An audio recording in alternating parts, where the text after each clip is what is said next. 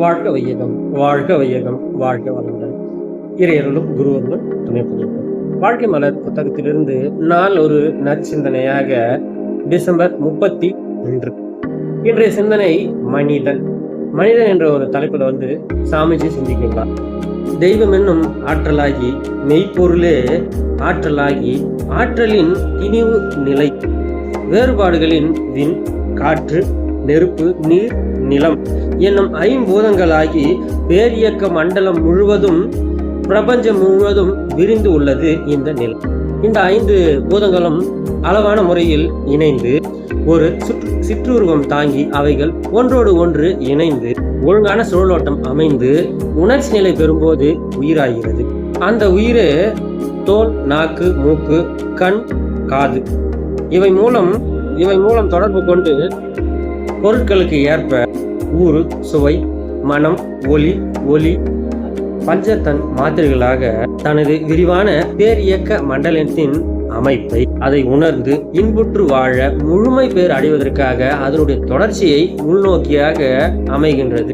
இந்த பயணத்தில் தொடர்ச்சியாக தடையாக இருக்கக்கூடிய நிகழ்வுகளை துன்பமாகவும், தடையில்லாமல் அனுபவிக்கக்கூடிய அனைத்து இன்பங்களையும் இன்பமாக கருத்தில் கொண்டு துன்பம், இன்பம், இந்த அறிவினை ஓங்கிய சிறப்பினை அறிந்து கொள்ளவும், இந்த உண்மையை அறிந்து கொண்டு இருக்கக்கூடிய 6வது அறிவை நோக்கி பயணித்துக் கொண்டே உள்ளது. மனம், உயிர், மெய்ப்பொருள் என்ற 3 நிலைகளை அறிந்து, இந்த 3 நிலைகளையும் மறைபொருளாக உள்ள ஒன்றை அறிவதற்கு, முழுமை பெறுவதற்கு கிடைத்த ஒரு பொக்கிஷமே மனிதன் என்று சாமிஜி அவர்கள் சொல்கின்றார்.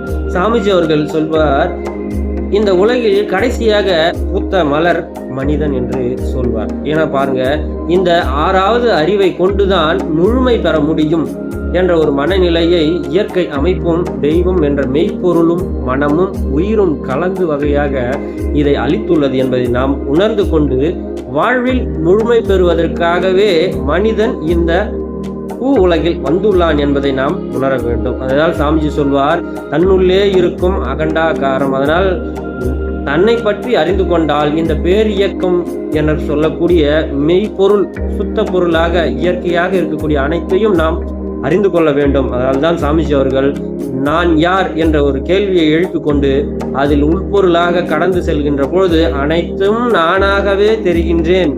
நாம் இந்த உலகிற்காக முழுமை பேர் அடைவதற்காக வந்துள்ளோம். அது மனிதனால் மட்டுமே முடியும். மனிதனுடைய 6வது அறிவில் மட்டுமே இன்ப துன்பங்களை தூய்த்து பிரித்து அனைத்தையும் செயல்முறையாக்க முடியும் என்று அருட்தந்தை அவர்கள் குறிப்பிட்டபடி நாம் அனைவரும் முழுமை நல பெறுவதற்காக நாம் அனைவரும் முயல்வோம். அதற்கு நல்ல ஒரு குருமகானாக திகழக்கூடிய சாமிஜி அவர்கள் நிறுவிய அறிவி திருக்கோயில்கள், மனவளக்கலை மன்றங்களுக்கு சென்று பயன்பெற்று வாழ்க்கையில் முழுமை பெற முயல்வோம் என்று இந்த சிந்தனையை நிறைவு செய்து கொள்கின்றேன். வாழ்க வளம்.